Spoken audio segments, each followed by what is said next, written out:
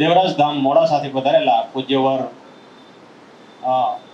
દેવરાજ ધામ એટલે આપ બધા જાણો છો, દેવાયત પંડિત અને દેવલદેનો જે ઇતિહાસ છે, જે આપ બધા એનાથી પરિચિત જ છો, જે આગમ વહેતા હતા.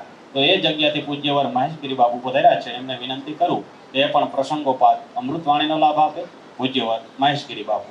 સદગુરુ ભગવાન કી, સિદ્ધરામ દેવજી મહારાજ, સત દેવાયત પંડિત મહારાજ કી, સતી દેવલદે માત કી, દેવરાજ ધામ ગુરુ શ્રી કૈલાસગીરી મહારાજ કી. આજે અમદાવાદની અંદર, અમદાવાદની પાવન ભૂમિ કહેવાય કે જેથી આટલા બધા સંતો મહાપુરુષો આપણી વચ્ચે હોય. આજે કોઈ ગર્દની છે, જીવનભાઈ અને અરવિંદભાઈ બહુ ભાગ્યશાળી, જેવો કહેવાય કે એમને સમૃદ્ધ ગુરુ મળ્યા. સોહમ પરિવારના વિજયદાસ સાહેબ અને અમૃતાબા, ધન્યવાદ છે એમને પણ. જ્યાં જ્યાં આવા સત્સંગના કાર્યક્રમો હોય, ભજન હોય, હરિકીર્તન હોય, આ ભજન જ છે. સત્સંગ સાંભળવો એ હરિકીર્તન છે. આપણે જમા થાય છે આ બધું.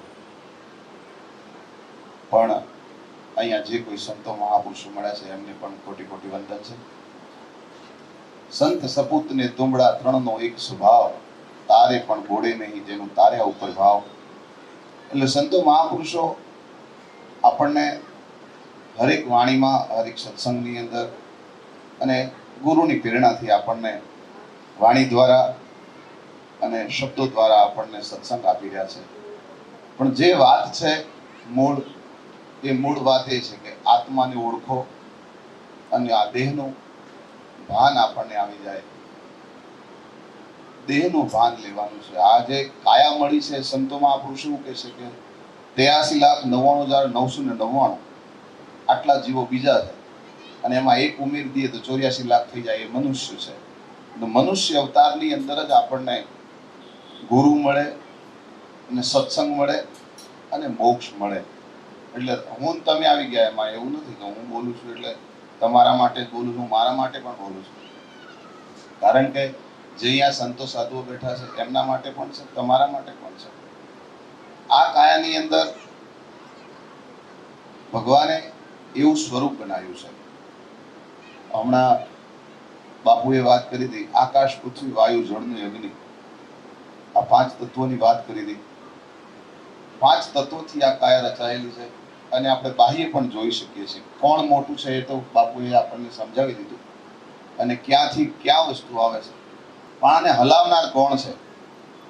જુઓ તમે, સંતોને નામ આપ્યા છે: ઈંગલા, પિંગલા, સૂક્ષ્મણા, દુરત, સુરત, ઓહમ, સુહમ, બરાબર, તમોગુણ, રજોગુણ, સતોગુણ અને નિર્ગુણ. આ જે શબ્દો આપ્યા છે આપણને સંતોએ, બસ એની ઝાંખી કરી લઈએ. ક્યાં છે, કેવી રીતે આપણી સાથે છે અને આ એ કોણ છે, આપણે કોણ છે. કારણ કે એક ને એક દેહની અંદર ડબલ વસ્તુ થાય. વાત તો એવી જ થઈ ને, હું છું ને પેલો છે, પેલો છે ને હું છું. કેમ કેમ છે આ? હું છું કે પેલો છે, પેલો છે કે હું છું? આપણે જેને જાણવો છે એને તો આપણે અલગ ગણીએ છીએ. આપણે એક એવી પણ વાત કરી કે આ જે સંતો મહાપુરુષો બેઠા છે એ જ મંદિરો છે, બરાબર, એ જ મહાપુરુષો, એ જ ભગવાન છે. વાત તો સાચી જ છે બિલકુલ. પણ ભગવાન કોને કહેવામાં? ઘણું બધું જાણવા જેવું છે અને જાણવું જ પડશે. એનું કારણ એ છે કે વિજયદાસ બાપુ એવા પ્રયત્નો કરે છે. બધા સાધુ સંતોના મુમુખ છે, સત્સંગ આપી રહ્યા છે. આટલા બધા સાધુ સંતોને તેડાવવા અને એ આવા એરિયાની અંદર આવવું. એટલે હમણાં દાદાએ કેવી વાત કરી, અમારા પાઘડીવાળા દાદા નાથજી બાપુએ, કે હું નીકળ્યો તો ખરો, પણ માણસ પાછળથી ફૂટ્યો કે પણ આવી ગયો ખરો. એમ જગ્યા પર એમ બધા સંતો અત્યારે પહોંચે છે. એનું કારણ એ જ છે, ફક્ત ને ફક્ત સત્સંગ આપવા માટે નહીં, પણ એક ભાવ કેળવવા માટે અને આ જે ભક્તિ છે એને ઉજાગર રાખવા માટે, સનાતન ધર્મની જાગૃતિ રાખવા માટે આ બધા સંતો પધારે છે. એટલે આપણે એનું સાંભળીએ અને ઉરમાં લઈએ, એને સમજીએ અને જીવનમાં ઉતારીએ. આજે ઉતારવાનો સમય છે. પછી અહીંથી ખોવાઈ જાશું અને પાછા માયામાં ભરાઈ જાશું. કામ, ક્રોધ, લોભ, મોહ ને માયા, આ રાક્ષસો આપણી અંદર ઉતરી ગયા છે. એ બાપુએ હમણાં વાત કરી કે જે બનવું હોય બની જવાય, મોદી બનવું હોય તો બની જવાય. એ જે પ્રધાન અત્યારે વડાપ્રધાન છે ત્યાં સુધી પહોંચવું હોય તો પહોંચી જવાય, પણ એક સંત બનવું અને સદગુરુના શરણમાં રહેવું એ બહુ દોયલી વાત છે. એ ન થાય, કારણ કે એના માટે બધું છોડવું પડે છે, ત્યાગવું પડે. ત્યાગ થાય ત્યારે જ આપણને આ બધું મળે. એટલે ધન્યવાદ છે બાપુ આપનો કે આટલા બધા સંતોના આપણને દર્શન થાય તો પણ ઘણો, બરાબર, એના શબ્દો સમજાઈ જાય તો પણ ઘણો. એટલે સદગુરુ સાહેબ, બોલો સદગુરુ દેવ કી, રામદેવજી મહારાજ, નમઃ પાર્વતી પતે, હર હર મહાદેવ. મહેશગીરી બાપુ એ દેવરાજ ધામ ચેતન સમાધિ દેવાયત પંડિતની ત્યાંના લઘુ મહંત છે, અને દરેક કાર્યક્રમમાં નાનો હોય કે મોટો એમનો અથાગ પ્રયત્ન એ જ છે કે સનાતન ધારા છે એ કોઈ પણ ભોગે પંથ વાળા બધું છોડી અને બધા એક થઈ જાય, 18 આલમ એક બને, 18 વરણ એક બને, અને આ જે સનાતનની મૂળ પ્રણાલિકા છે એ પ્રણાલિકા ફરી પાછી નવ પલ્લવિત થઈ જાય એવા આશયો સાથે આ બધા સંતો, મહંતો, મહાપુરુષો ભગીરથ કાર્ય કરી રહ્યા છે. સાહેબ, આ બધા જે તમે જોઈ રહ્યા છો ને ચહેરા સંતોના, એનું એક જ કારણ છે, એક જ એ પ્રયત્ન સતત એ જ કરી રહ્યા છે કે 18 વરણ જે ભારતમાં થઈ ગયા છે હિન્દુ સંસ્કૃતિના, એને એક કરવા મથે છે. અને એમાં આપણે બધા સહભાગી બનીને બધા એક થઈ જાય, બસ માણસ બનવું છે સાહેબ. સંત ન બનાય તો કાંઈ નહીં, મહંત ન બનાય તો કાંઈ નહીં, એક ભારત ભૂમિનો માણસ બની જાય એટલે ઘણું છે. આ બધા સંતોના આ પ્રયત્ન છે. એટલે ખૂબ ખૂબ આભાર મહેશગીરી બાપુનો. હવે પછી હું સંત સમાજ સેવા આશ્રમ લીંબોયથી પધારેલા પૂજ્ય વસંતદાસ બાપુને વિનંતી કરું, એ પણ પ્રસંગોપાત પોતાની અમૃતવાણીનો લાભ આપે. અમદાવાદની પવિત્ર અને પુણ્યશાળી બાપુનગરની તરાવ ઉપર ચિમનભાઈના ખૂબ અનન્ય ભાવથી આજ આપણને બધાને એક મંચ ઉપર બિરાજમાન કરી સંતોના, મહાપુરુષોના આપણને રસપરસ દર્શન કરાયા, એ બદલ ખૂબ ખૂબ ધન્યવાદને પાત્ર છે બાપા. કીધું કે ભાઈ સંત મિલન કો જાઈએ, તજી મોહ માયા અભિમાન, એક એક પો આગે ધરો કોટી યજ્ઞ સમાન. કીધું તો પેલા યજ્ઞ ને આ યજ્ઞમાં ફરક શું બાપ? તો જ્યારે પેલા યજ્ઞની અંદર આહુતિઓ આપવામાં આવે અને કોઈક આશા ને ઈચ્છા હોય, અને આ રે યજ્ઞની અંદર સંકલ્પ ને વિકલ્પની આહુતિ હલાઈશ. એટલે તેઓ ગંગા સતી બોલ્યો કે જઠારક વચનની શાન જેને જાણી, જઠારક વચનની શાન જેને જાણી, જેને કરવું ન પડે કોઈ બાપ. એટલે હમણાં નાથજી બાપુને કીધું ભાઈ વ્રત, વલુણો, ઉપવાસ, આ બધી વાત સાચી છે, પણ એ હના માટે કે કોઈક આશાઓ, ઈચ્છાઓ એમાં આપણી રિલીઝ. એટલે કીધું કે આશા ને તૃષ્ણા જેને આવે નહીં ઉર્મો, એને આઠે પર આનંદની હેલી. પણ ક્યારે આનંદની હેલી આવે? એટલે કીધું કે સંત મિલન કો જાય, કે જેના ચરણમાં 68 તીરથ છે. એટલે કીધું કે સદગુરુ પંકજ પૂજતા 14 લોક પૂજાય, શ્રી વિરંચીની શારદા ગુરુ તના જસ ગાય. હમણાં બાપુને વાત કરી કે જેના દેવોના મોથે પણ ગુરુ હતા, તો એક અવતારી પુરુષો થઈ ગયા, અને એમ આપણે પણ એક અવતારી પુરુષ, એક અવતાર ધારણ કર્યો છે. આપણને એક આ માયાનું આવરણ આવ્યું છે, અને આવરણ તોડવા માટે એટલે તેઓ સદગુરુના શરણમાં જવું પડે છે. એવો પરમ પુરુષ પરમાત્માની જો આપણને નિજ સ્વરૂપની ઓળખાણ કરાવે તો કોણ કરાવે? સંત. એટલે સંતના મિલનની વાત કરી છે.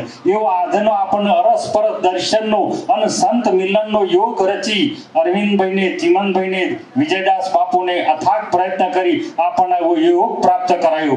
એ બદલ ખૂબ ખૂબ ધન્યવાદને પાત્ર. સોહમ પરિવારના ચરણોમાં વંદન કરી આટલા મારી વાણી વિરામ. બોલો સદગુરુ. અને પૂજ્યવર નાથજી બાપુના એ અધિકારી છે. જો સતગુરુ અને ગુરુમાં ફરક શું છે એ અહીંયા દેખાય આવે.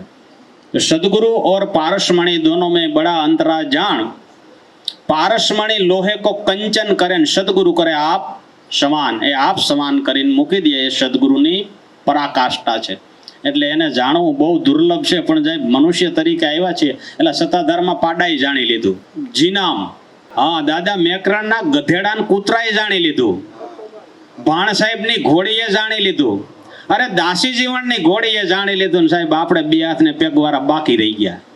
તો આપણે સારા કે એ સારા એ આપણે નક્કી કરી લેવું. એક ઘોડી, એક કબૂતર, એક પાડો આ જો પૂજાતું હોય વાલા, તમને મને તો આપણી માતાએ 9 મહિના ગર્ભમાં રાખી અને મનુષ્ય દેહ જેવું કલેવર આપ્યું છે.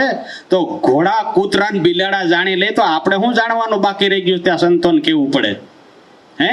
તો આ બધા અથાગ પ્રયત્નો સંતોના ચરણમાં જઈને જાણી લેજો, નકર કરવાનું છે એ બાકી રહી જાય, ના કરવાનું બધું થઈ જાય અને પછી પથારીમાં પડ્યા અફસોસ જ હાથમાં આવશે, કાંઈ હાથમાં આવશે નહીં. એટલે એનો મતલબ એવો નથી કે સંસાર છોડીને ભાગી જવું, એવો મતલબ જ નથી. સંતો બધા છે સંસારમાં રહી અને આ ગતિને પામી ગયા છે અને આપણે બધા એના વંશજો છીએ. આપણે જાણવાનો પ્રયત્ન કરીએ, પણ સદગુરુના ચરણમાં જઈને આ જાણી લ્યું. ખૂબ ખૂબ આભાર સુંદરદાસ બાપુનો. હવે પછી હું પૂજ્યવર મુરદાસ બાપા ઉગમ આશ્રમ આગિયોલથી વધાર્યા છે, એમને વિનંતી કરું એ પણ પ્રસંગોપાત પોતાની અમૃતવાણીનો લાભ આપે. પૂજ્યવર મુરદાસ બાપા. ઉગમેશ્વર સાહેબ કી જય, ગુલાબ સાહેબનો જય, સત્ય સનાતન સરની જય. અવલ કવલની સાધના એનું સહેજે સમજ કરજો. અનાદિ વચન છે ગુરુદેવનું, તેનું ધ્યાન તમારી નાભીમાં ધરજો. દાદા ઉગારામની શાખીમાં આવું કીધું છે. વૃક્ષ રૂપે તો એક છે, એમાંથી દાદા પક્ષા જે ડાળા અનુભવથી ઓળખો તો સોમ પછી 52 અક્ષરથી 12. એટલે જેમ દૂધમાં ઘી તત્વ છે એમ આપણામાં આત્મતત્વ છે. પણ સદગુરુના શરણે જઈ આ વાત સમજી લઈએ અને જેમ જેમ આપણા પોતે પોતાના સ્વરૂપની ઓળખાણ થઈ જાય એટલે આ સંતો મહાપુરુષો કાયમ આપણને આ વાત સમજાવવા માટે કોઈ જીવ જાગી જાય, કોઈ મનુષ્ય જાગી જાય એના માટે પ્રયત્નો કરે છે. દાદા જીવન સાહેબે કહ્યું છે, નવ દરવાજા નવી રમતના 10મે મોલે દર્શાય જણ જણ જણ ઝાલરી વાગે. દાદા જીવન દાદાએ કહ્યું છે ને કે 9 દરવાજા નવી રમતના 10મા મોલે રમી રહ્યો છે. એટલે એને ઓળખી લેવાની વાત છે. આ સંતો મહાપુરુષ આપણને જગાડવાની જ વાત કરી છે. એટલે કોઈ સદગુરુના શરણે જઈ અને કોઈ જીવ જાગી જાય એના માટે જ આ સંતો મહાપુરુષો મહેનત કરી રહ્યા છે.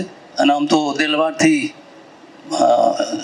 મહાપુરુષ સંત શ્રી વિજયબાપુ, અમૃતાબાઈ તો મહિનામાં 1-2 પ્રોગ્રામ આવા કરવાનું મેઇન કારણ રાત દિવસ ઊંઘતા જ નથી એવું લાગે છે. આમ તો આશ્રમ બનાવવાના, બીજું કરવું, પ્રોગ્રામો કરવા અમે કોઈ ના કરી શકીએ. એથી અથાગ પ્રયત્ન કરી રહ્યા છે કેમ કે કોઈ જીવ જાગી જાય એટલા માટે.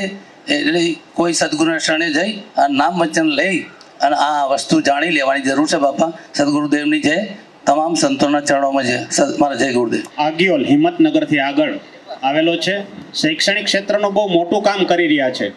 અહીંયા સંતો બહંતો બધા બેઠા ને સાહેબ, એ આપને ઓળખાવાનું તો કામ કરે જ છે, પણ સાથે સાથે જગતની અંદર આપણે મનુષ્ય તરીકે આવ્યા છીએ તો શિક્ષણ પણ જરૂરી છે. તો એનું પણ એ કામ કરી રહ્યા છે. MBBS ડોક્ટરોને ભણવા માટે કોઈ ગરીબ દીકરી કે દીકરો હોય, એડમિશન મળ્યું ના મળ્યું ને એવી કોઈ પોઝિશન હોય તો મુરદાસ બાપાએ 33 જણાને વિદેશમાં MBBS માટે મોકલેલા છે. એટલે એમ ના સમજો કે સંતો બાવા બની ગયા ને રખડી ગયા ને બસ આ જ કરે છે. ના, એ સમાજલક્ષી બધા કાર્યો કરે છે. અહીંયા જે બેઠા છે એ કોઈ ચહેરો એવો નથી કે જે સમાજથી વિપરીત હોય. એ બધા સમાજમાં રહીને સમાજના ઉત્થાન માટેના જ કાર્યો કરી રહ્યા છે. એટલે ખૂબ ખૂબ આભાર મુરદાસ બાપુનો. હવે પછી હું માઢા નિવાસી પૂજ્યવર સેવકરામ બાપુને વિનંતી કરું કે એ પણ પ્રસંગોપાત પોતાની અમૃતવાણીનો લાભ આપે. પૂજ્યવર સેવકરામ બાપુ. અમદાવાદ બાપુનગરની પાવન ભૂમિ પર શ્રીમંતભાઈ સાહેબ સર્વના પરિવારને આ વિજયદાસ બાપુના સાનિધ્ય અંદર આ સત્સંગનું આયોજન કર્યું બદલ ખૂબ ખૂબ ધન્યવાદ. પરમ પૂજ્ય પરમ વંદનીય સ્ટેજ ઉપર બેઠેલા મહાન પુરુષના શરણમાં આદાતા કુટકુટ સદગુરુદેવ, ધર્મસભાની અંદર બેઠેલા જિજ્ઞાસુ મુમુક્ષ સંતોના શરણમાં આદાતા કુટકુટ સદગુરુદેવ. વાલા ખૂબ વિચાર કરવાની જરૂર છે. આપણે તો આ ધર્મસભાની અંદર આવ્યા તો કોક લેવાની જરૂર છે, કોક પોંપવાની જરૂર છે. એક મહાન પુરુષે કીધું, સંત મિલન કો જાઈએ તજ્ય મોહ માયા અભિમાન, એક ગુના કી ક્યાં પડી તારા લખો ગુના કરે બક્ષીસ બાપ. એટલે આપણે સંતોના શરણોમાં આવ્યા છે. સંતોને મળ્યા હોય તો બાપ આપણે કોઈક વસ્તુને જાણવાની જરૂર છે, ઓળખવાની જરૂર છે. કે જે સંતોના શરણમાં જતા રહ્યા, બાપુને હાલ કહી દીધું, એમનો સંગ થઈ ગયો. આ તો પાડા થઈને પીર થઈને પૂજાતા હોય તો મનુષ્ય ક્યાં પડી છે? આપણને સંગ નહીં છે સંતોનો. જેને જેને સંગ થઈ ગયો ને બાપ, એમનો ઉદ્ધાર થઈ ગયો. પણ આપણે તો વખત જ્યાં હું તો બાપ દેખા દેખી જ્યાં હું, દેખા દેખી નર કરે ભક્તિ અધૂર્યો નર કહેવાય. પણ આ કોઈ વિજયદાસ બાપુ જેવો કોઈ સંત મળી ગયો, એના અધીન થઈ જવાની જરૂર છે, સમર્પણ થઈ જવાની જરૂર છે. તમે અધીન થઈ જાઓ ને તો બાપ એ આપણને કઈ વસ્તુ બતાવું, જે યુવાનું સ્વરૂપ છે ને એ જ ઓળખાવું, બીજું ઓળખાવું નહીં. સંતોની ભાવના આ જ હોય. એક મહાન પુરુષે કીધું કે જેની ભમડી જેવી જેની ભાવના કરી રૂપ પોતાનું રાજી થાય, દુર્લભ એવા સંતનું એ હંસા સંતની વર્તી છે, એવો સંત ભાવ છે હોય. કઈ નિર્મળતા જેના નેણમાં હોય, એની દ્રષ્ટિમાં દોષ ન હોય લગાર. બાપ આપણી દ્રષ્ટિ ફેરવી નાખે મહાન પુરુષો.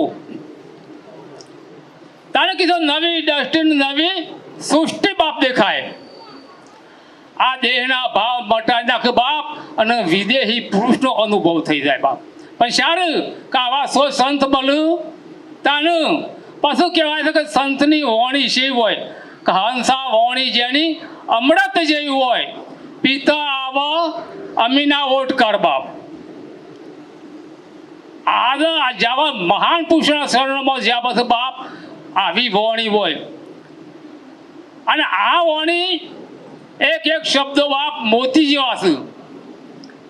એક ગંગા સતી પોનભાઈ કીધું, પોનભાઈ વીજળીના સમકારે મોતીરો પરોઈ લ્યો, નહીં તો અચાનક અંધકાર થઈ જ. આજ આવી ઘટ ગંગા ભેગી થી છે એ બાપ કાલ નહીં થાય.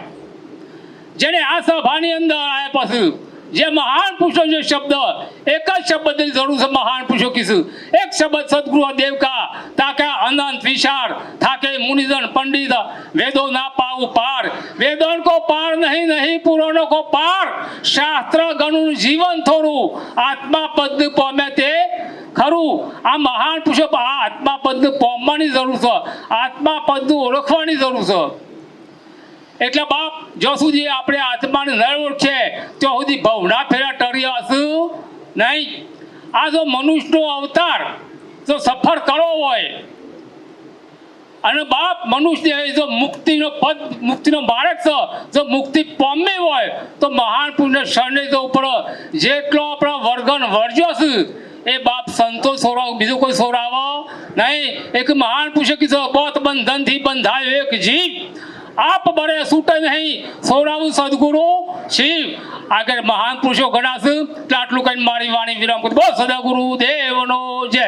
સેવકરામ બાપુનો આશ્રમ છે માઢા અને પૂજ્યવર ભીખારામ બાપુ. જો વારંવાર ભીખારામ બાપુ શબ્દ આવે છે બરાબર સમજજો કે જેની ક્રાંતિનો કોઈ પાર જ નથી સાહેબ. અને એણે એવી ક્રાંતિ કરી છે કે જે અશક્ય છે, અશક્ય. એટલે એનું આપણે વારંવાર નામ લેવું પડે છે. ને એમના એ અધિકારી છે માઢા. અમે આમ તો અખાડાના સંતો એને મહામંડલેશ્વર બિરુદ લાગે, પણ અમે ભીખારામ બાપુની ફોજમાં મહામંડલેશ્વર બનાવ્યા છે. એનું નામ આપ્યું સેવાનાથ. એના ઘેરથી તારાનાથ બાપુ. ભીખારામ બાપુમાં મહામંડલેશ્વર તો જોઈએ ને, એટલે મહેશગીરી બાપુ એ સેવાનાથ બાપુ તરીકે જ આપણે ઓળખવાના અને તારાનાથ, બરોબર. એટલે ખૂબ ખૂબ આભાર સેવકરામ બાપુનો.